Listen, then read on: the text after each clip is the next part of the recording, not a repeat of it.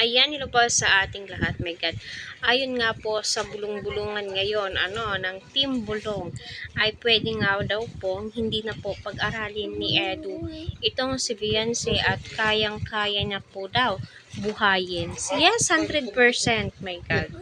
Kayang-kaya po talaga ni Edu na buhayin itong si Beyonce kasi nga po sa laki nga po ng kinikita niya sa kanyang YouTube at saka may Facebook page po siya, pero mas active po siya sa YouTube pero para sa akin iba pa rin po kapag may natapos ka, may pinag-aralan ka. Yes, andun po tayo sa katotohanan na kayang-kaya po suportahan ni Edu itong si Beyonce.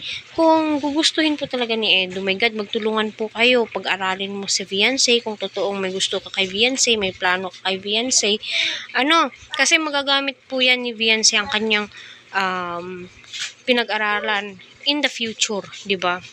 So, ayun na nga po, patuloy po natin suportahan si Kalinga Prab, Kuya Val at ang buong team. Huwag po natin skip ang kanilang mga ads. So, natutuwa naman po ako habang pinapanood ko yung mga bulong-bulong na tila yes, 100% na may plano na nga po itong si Edu kay Beyonce. Plano for the future, so, hindi mo naman po ma-behind itong si Beyonce kung kagandahan lang ng kalooban.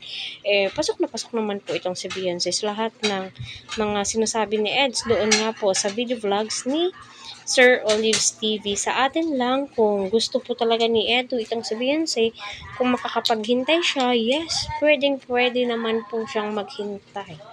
Kung sincere po talaga siya sa kanyang nararamdaman, totoo nga ba siya sa kanyang mga pinagsasabi sa mga vlogs nila Kalinga Prab, diba? Hirap naman po kapag pinapangunahan po natin si Edu.